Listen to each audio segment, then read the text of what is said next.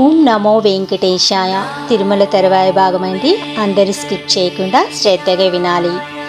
వేదేషు చ పురాణేషు వెంకటేశ కథామృతం వర్ణితం చేతి హాస్యేగా భారతాత్యాగమేగ చ.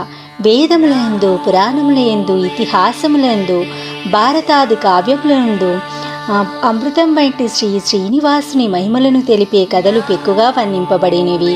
మహాప్రళయ సమయంలో నారాయణుడు శ్వేతవరాహ రూపముతో భూమిని ఉద్ధరించి యథాపూర్వకంగా జీవకోటిని సృజింపమని బ్రహ్మని నియమించెను.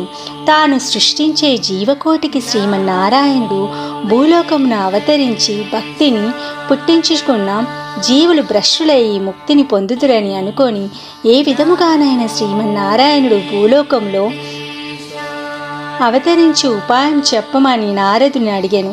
నారదుడు గంగా తీరమున పాదుకలు ఆచరించుచు యజ్ఞము వద్దకు వెళ్ళి త్రిమూర్తులలోని సాత్వికునకు యాగఫలం దానం చేయగా భృగువు బ్రహ్మ రుద్రులను పరీక్షించి రాజస తామస మూర్తులుగా నిశ్చయించి వైకుంఠమునకు వెళ్ళి లక్ష్మీ సమేతుడై శేషతల్పమున నిద్రించుచున్న శ్రీహరి పక్షమును కాలితో తన్నినను కోపించని శ్రీహరిని సాత్వికమూర్తిగా భృగువు నిశ్చయించెనని పురాణములు వెల్లడించుచున్నవి.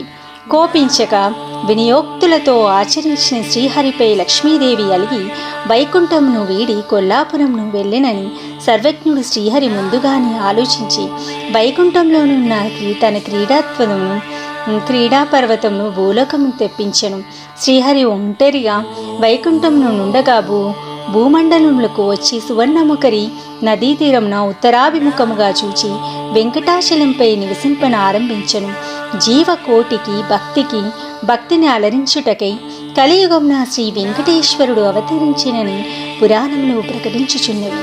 బ్రహ్మ విష్ణు మహేశ్వరులు మాయాగుణములకు సత్వ రజస్తమస్సుల సంపర్కముచే లోకముల సృష్టి స్థితి లయలను గావింతురు. బ్రహ్మ రజోగుణ సంపర్కముచే లోకములను పుట్టించును. శ్రీహరి సత్వగుణ సంపర్కముచే బ్రహ్మ పుట్టించిన 14 లోకములను పాలించును. శంకరుడు తమోగుణ సంపర్కముచే ప్రళయ కాలంలో సకల లోకములను సంహరించును. ఈ విధంగా త్రిమూర్తులు తమ తమ కార్యములను యథోచిత కాలంలో సాగించుచూ ఉండగా కాలచక్రము యుగరూపమున తిరుగును. ఇట్టి 4000 యుగములు తిరుగునంత బ్రహ్మకు ఒక రోజులో పగటి కాలము పూర్తవును. బ్రహ్మకు రాత్రివేళ 4000 యుగములు పరిమితమయ్యి ఉండును. ఇట్టి పగటి కాలము తీరి బ్రహ్మకు రాత్రివేళ సమాప్తి కాలమున ద్వాదశాదిత్యుల వేడుమికి చరాచర ప్రపంచమంతా భస్మమగును. ఆ పిమ్మట ప్రళయ మేఘములు కుండపోతగా వర్షించును. ఈ బ్రహ్మాండమంతా భస్మమై ఉండుటచే వానకు తడిసి విశీర్ణమయ్యి నీట మునుగును. ఈ సమయంలో శ్రీహరి శ్వేత వరాహ రూపమును దాల్చి తన కోరలతో భూమండలమును ఉద్ధరించి నిలబెట్టి యథాపూర్వకముగా సృజింపుమని బ్రహ్మను ఆదేశించి తాను వైకుంఠమునికేగనని పురాణగాథ సందర్భము. ప్రళయ కాలంలో మునిగే భూమండలమును శ్వేత వరాహ రూపము దాల్చి తన కొరలతో భూమండలం నిలబెట్టి యథాపూర్వకంగా సృజింపుమని బ్రహ్మను ఆదేశించెను. కానీ తాను శ్వేత వరాహ రూపంతో వైకుంఠమునికేగిన లక్ష్మీదేవి శ్వేత వరాహ రూపంతో నుండి తనను గౌరవింపదను ఉద్దేశంతో కొంతకాలము భూలోకమునందే నివసించదలిచి గరుడిచే వైకుంఠమునందు తన క్రీడాత్రిని భూమండలమును తెప్పించదనని మరి ఒక పురాణ గాథ.